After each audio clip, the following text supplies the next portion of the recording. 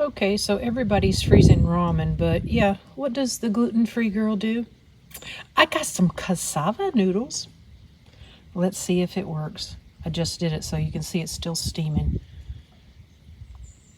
See how I've got it propped on? Yeah, they don't show you that in most videos. We'll see.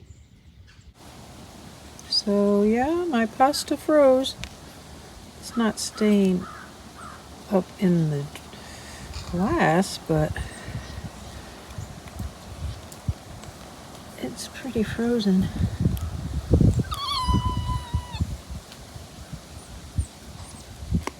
I'll keep freezing it so it'll stick in the glass.